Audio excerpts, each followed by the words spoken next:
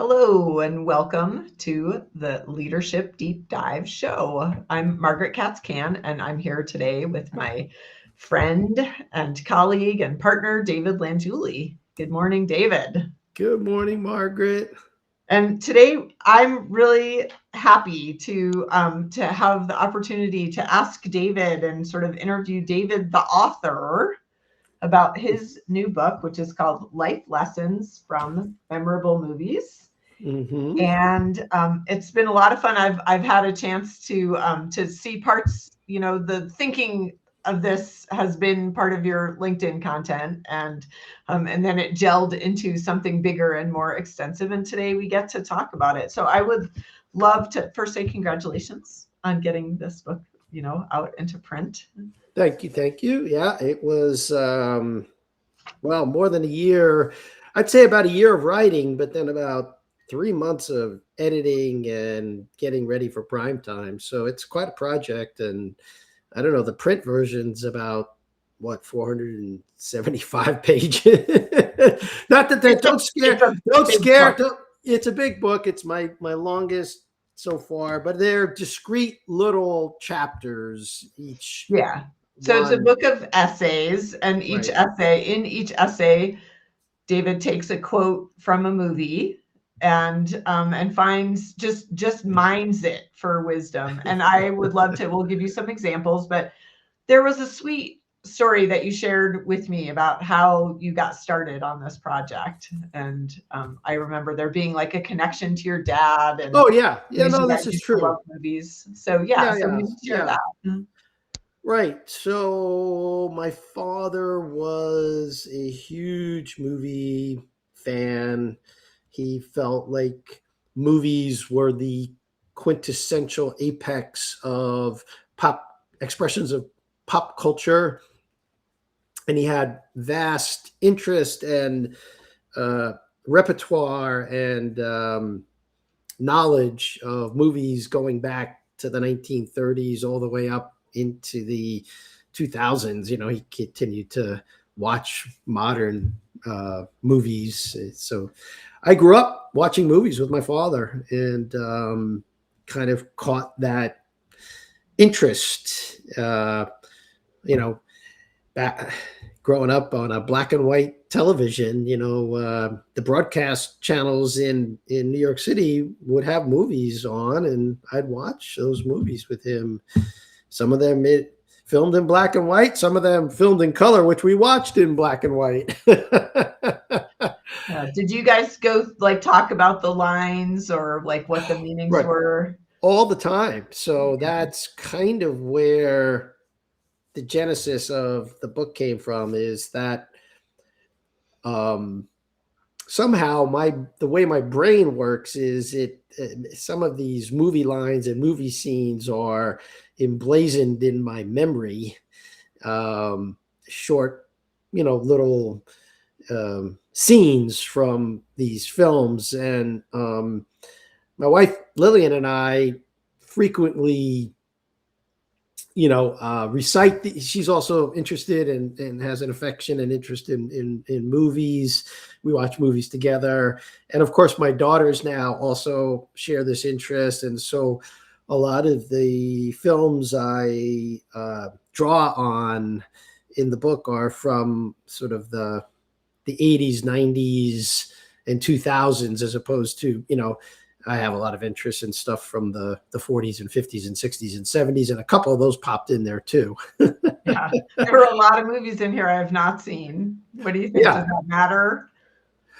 I don't think it matters. I do think for those, including, you in the audience, if you read some of these lines, you're just going to know from pop Right. culture, even if Whether you you've haven't. seen the movie or not, some of the Right. lines you've heard Yes, along the way. you've heard the line. Um, and I was speaking with one of my former coaching clients who's not so much a movie buff, but her husband is. So, you might be in a relationship with someone that has an affection or interest in movies, and this, they would recognize a lot of these films. But, she's seen several of the movies that I mentioned, she's seen once, and then she kind of knows the line. So this is not a book of cinema critique. It is a book about what you can take from that line or that scene and apply it in your life. And of course, I expanded. I mean, I make up a lot of what you can do to use that line in your life. Right. You To know? think about. So, right, each chapter kind of takes off. And I would say I read it in some ways like a love letter to your dad. Yeah. You know, it's like true. just A tribute, like a tribute. And there's just a texture to it that like was born from, you know, David and his dad, who was very academic and very cerebral and philosophy based. Right. And I just could feel you guys having these conversations, you know, on the couch after watching the movie. So there was really a sweetness there for me. Well, he would recite these lines too, which was kind of interesting. And the one I'm dealing with quite a bit right now is that he used to say about himself and to other people was, you know, a man's got to know his limitations. It's a scene from a Dirty Harry movie. And as I've gotten older and had my body doesn't function like it used to, that line resonates with me more and more. more and more. You know, maybe not so much when I was a young man, but certainly now it does. So some of these things, you know, you may find that when you watch, you know, the movie, the line didn't really land with you, but now you're at a stage of life where the wisdom is being revealed. I love that. Yeah, because obviously films are made by people at different points in their lives, and we can age in and out of things that are interesting to us or that resonate with us. Yeah, and some of the movie lines and movie scenes are from, you know, comedies, and which I think. Well, you and I were getting on the show today. We were talking about Rodney Dangerfield and how his form of comedy isn't necessarily your thing, and you're exploring that. And one of his films did make it in to the movie Back to School. And so there's a scene in there where he's kind of in the classroom with Sam Kinison, and Sam Kinison's going crazy, you know. But, you know, comedy is one of those things. It's an acquired taste, and don't let that discourage you from reading a chapter based on, you know, Grown Ups 2 if you don't care for, you know, those types of movies, because there's a lot of wisdom that comes from a short line, like sharing a piece of Hubba Bubba bubble gum and being somebody's Hubba Bubba baby. Hubba Bubba baby. You know, we talked a little bit about maybe there's one chapter in there that I would love to just start as with, like, it's sort of an example of what somebody could expect if they buy the book. And it is a comedy, My Cousin Vinny, right, which is an old-ish movie, 80s, right? It's an 80s movie or early 90s. 80s. Yeah, that's right. Yes. Yeah. Anyway, and it's a movie that I had the opportunity to rewatch recently, and it was just as funny as it was the first time.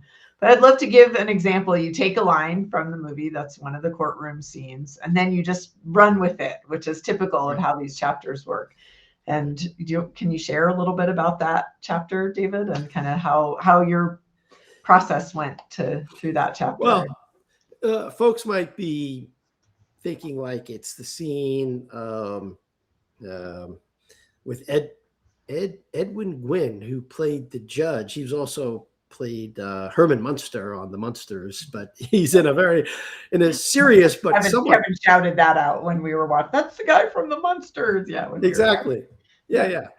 He's in a more serious and yet still comedic kind of role in that film. Right. It's grumpy. Kind of grumpy, yeah. Kind of grumpy, right? And you know, you might think it's the scene where he has this banter with Joe Pesci about the Utes, about the Utes, but it's not that line. It's not that line. It's although that could have gone in a whole different direction. It's, you know, there could be a volume 2 here because there's so many quotes from many of these movies that I chose not to run with. But it's the line. There's some banter in the movie between Vinny and his fiance or soon to be fiance. You know, how could you be so sure?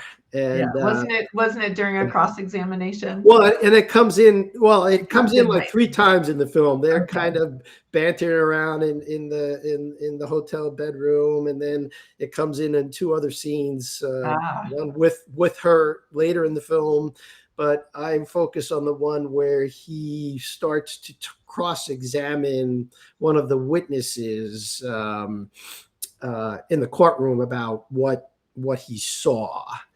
And he asks him, like, are you sure? He says, yes, I'm sure. How could you be so sure? And then he proceeds to just, you know, take him down and, you know, ask him all these really powerful open-ended questions, what we use in coaching. And that's kind of where that came from, right? Because a lot of leaders, you know, want to get to a closed-end answer, so they tend to ask closed-end questions. And that scene and those scenes are really about open-ended questions. And can you really be sure, you know, given our biases and even our faulty memory, which is what this is more about in the film, faulty memory, which we know now, the neuroscience on memory is pretty well understood, in that memory, some people's memories are better than others. Let's just put it that way. Yeah. So, and I bring in concept from Zen called beginner's mind, like always having, because when you're so sure about everything, there's no space for curiosity. Right. And at this point in the chapter, we've pretty much left the courtroom. Right. And, you know, David is now using this question, like, what a great question. Should we all be asking ourselves this, right? And really just addressing this idea of when we claim certainty about something. Right. You know, does it serve us? How sure are we? You know, how could we be so sure?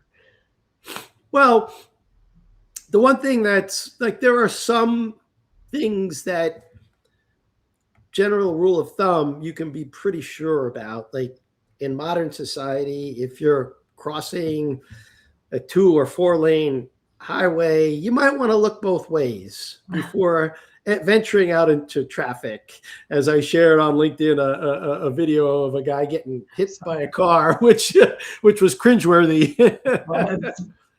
Yeah.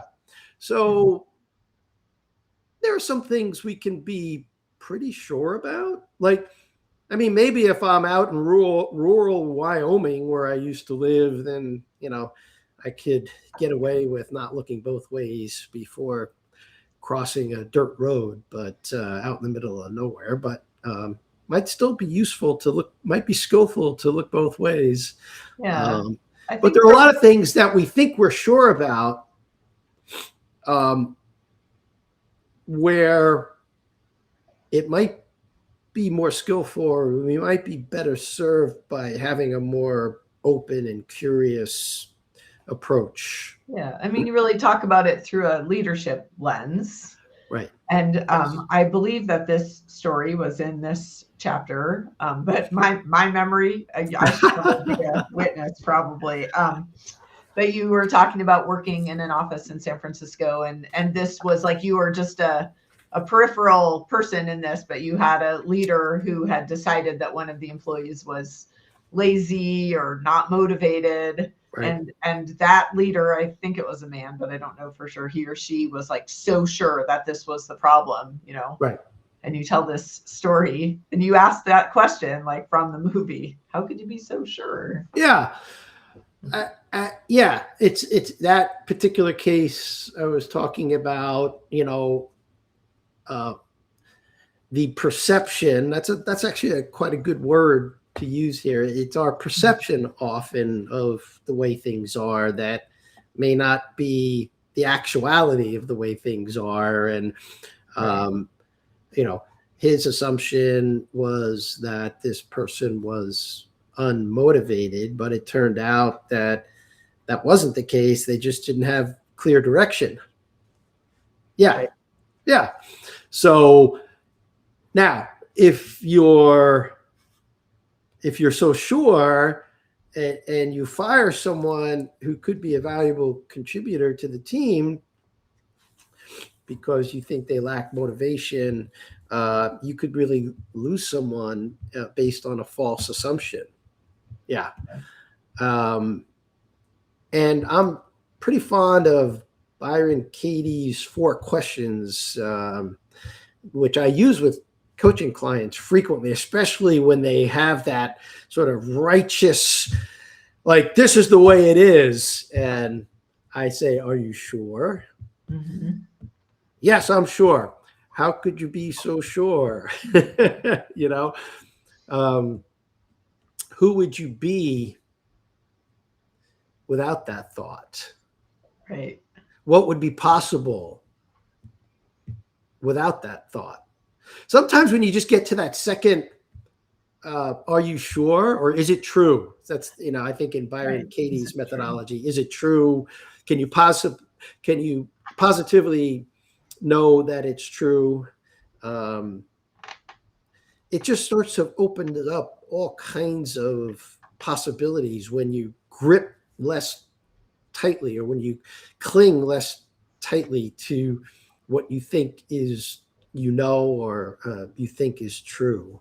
Yeah, it makes me think, well, of 2 things, actually, both from the PQ program. And the first is where Shirzad Chamine gives an example of, and this is a parable. I mean, he didn't make this up, but where you have 4 people in a dark room or blindfolded, and they each are touching a part of the elephant. Right.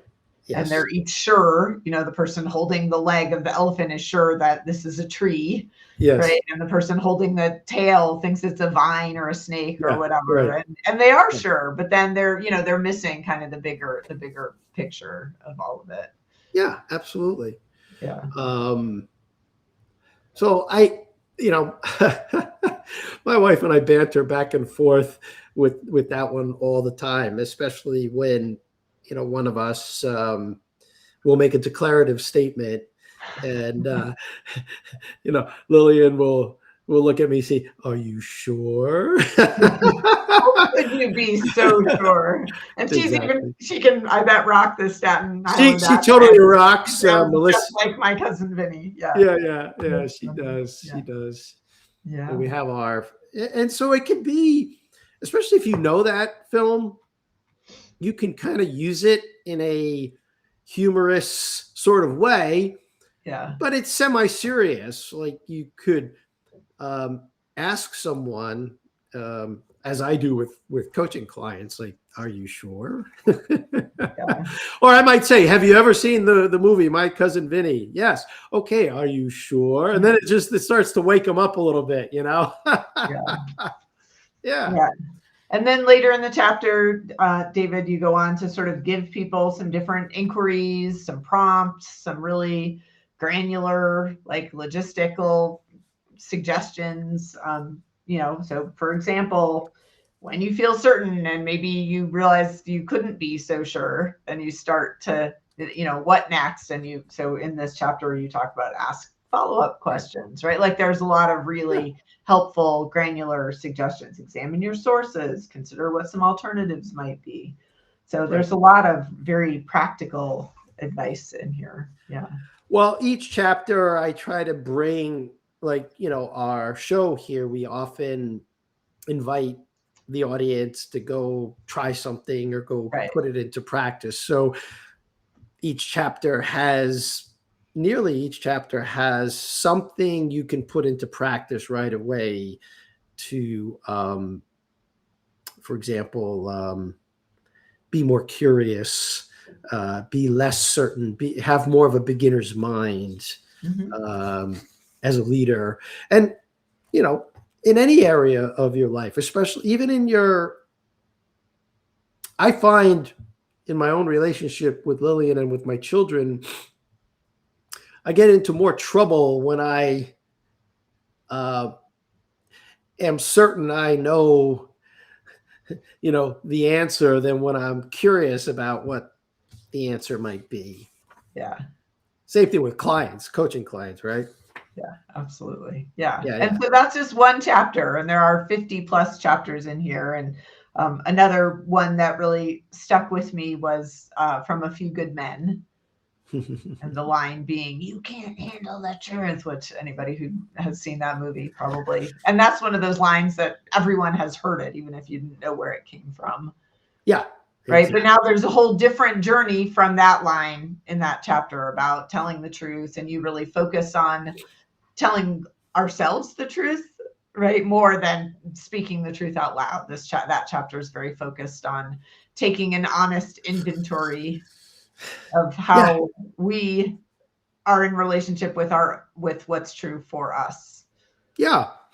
And sometimes that also, takes some curiosity, is being curious, about yourself. And are you willing to uncover your patterns, Right. or the decision that you made that didn't turn out so helpful for you and others, and you unpack it.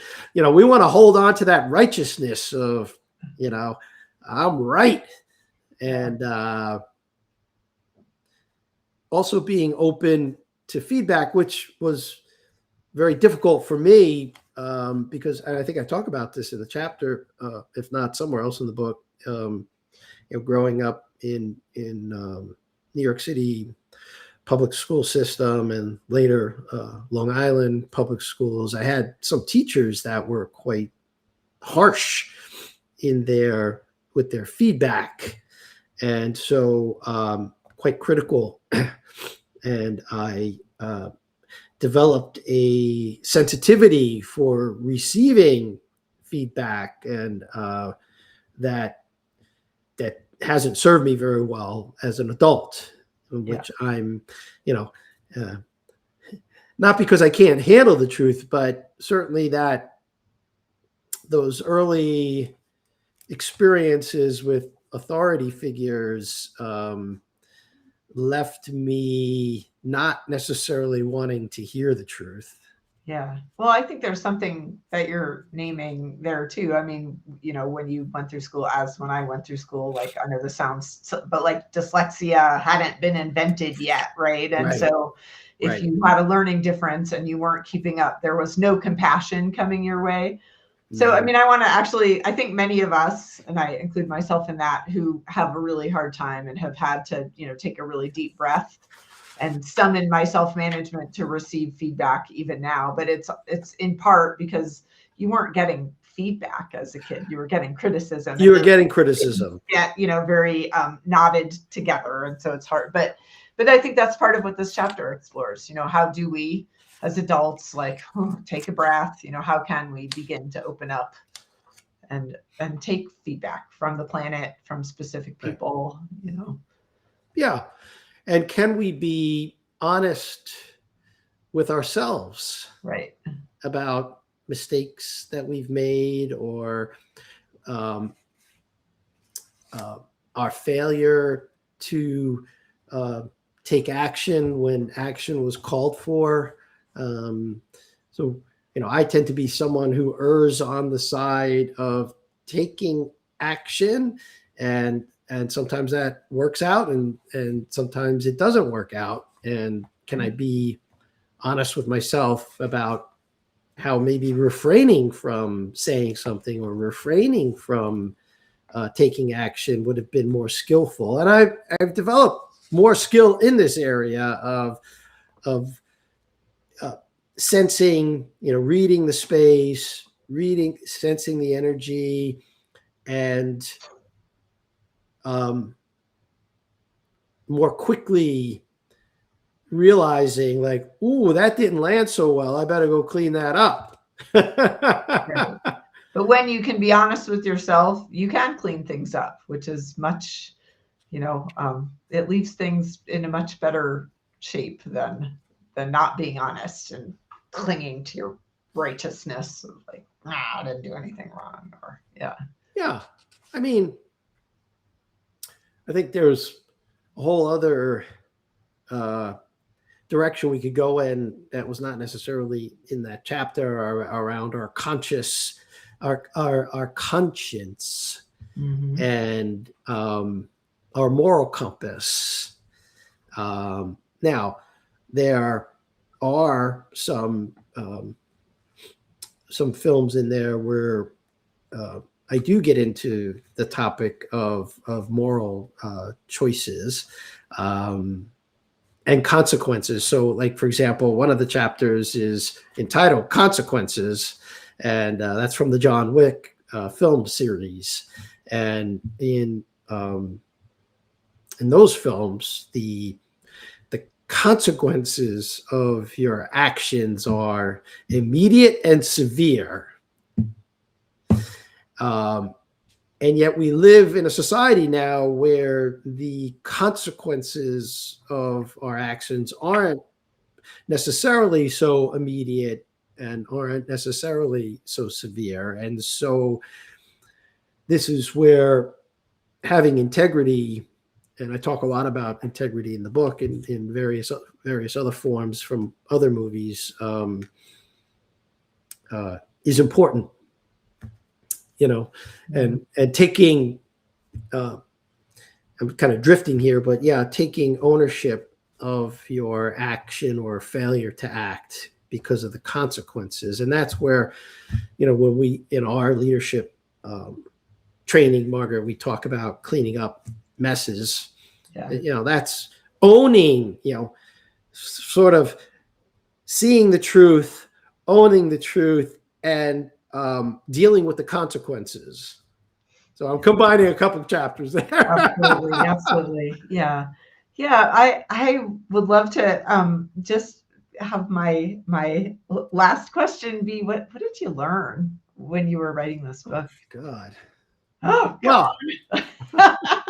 That means that's how I know I asked a really good question. What I learned, the main thing that I learned, I learned a lot about myself by taking each one of these scenes and lines and applying it to my own life. So there's a life lesson in each one of these 52 chapters for me, because I really thought deeply about my own life. And some of those learnings are more profound than others. But the main thing I learned, Margaret, is if you're going to write a book, have some fun with it. I love that. I mean, and one of my takeaways was just, I feel like if we're looking, there are fun opportunities for learning everywhere we look. Yeah, I agree. You can learn a life lesson from grown-ups too. Anywhere is possible. This is true. I've written, this is my published 8 collections of essays over the past 10 or so years. This one was the most fun. I had the most fun writing it. I must say the post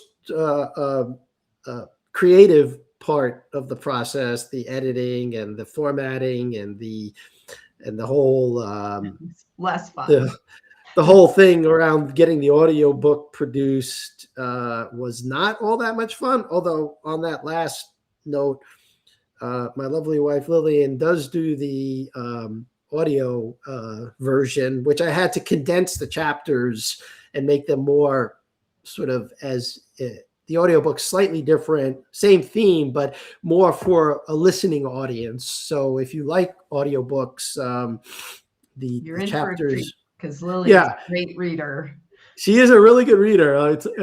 It was interesting after my initial attempt to use an AI generated voiceover, which I thought we were being invited to do on Amazon because they're inviting people, but I didn't realize I was not one of the people invited. I was not invited to the AI narrator party,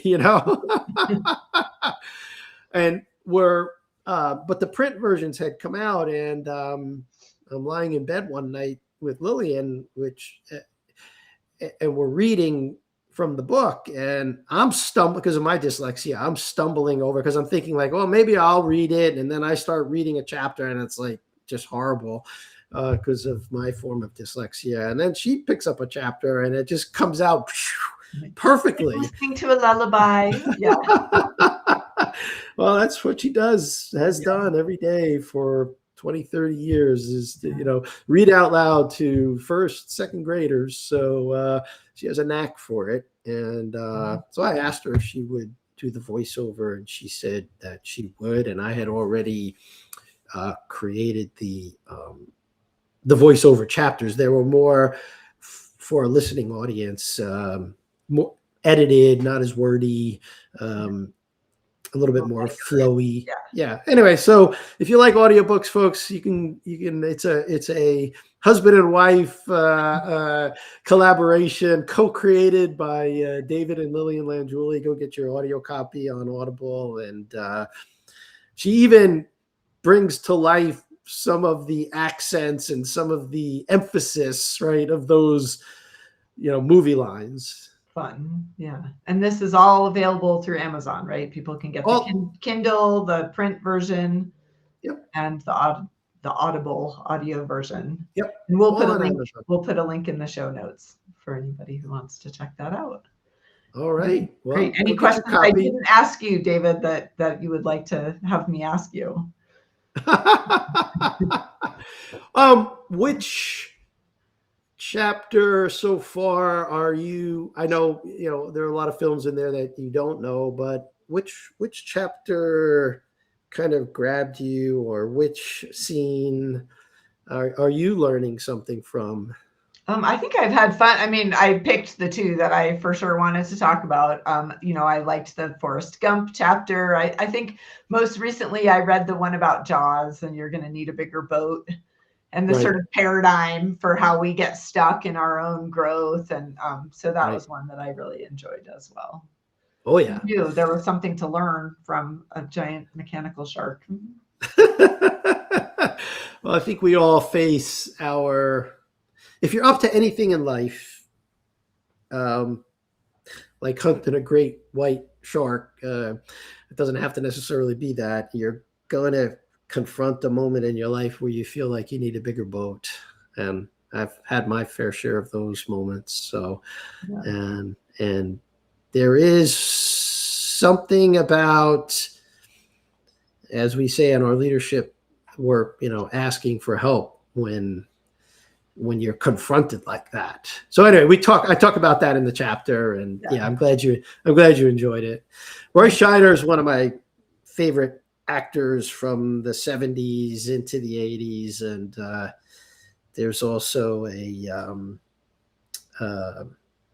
another chapter in there that I won't name, where he's one of the main characters in that film. Yeah. So you'll have to go get the book. Go get the book. That's our thing to try at home. Go on Amazon and buy the book. Yeah. Yeah. Go buy the book. And, it's a sort of read where you don't have to read it sequentially. You could just pick a movie, pick a life situation. Is jumping around, and you just jump around. Yeah. Yeah. You sit with it for a while. You remember that scene as like, oh, what does this have to offer me? It's kind of like that. Yeah. So this is a fun have fun, enjoy it, and thanks for the opportunity to share it. Yeah, my pleasure. Thanks, David, and thanks for your wisdom. And we'll see y'all next time. See you next time.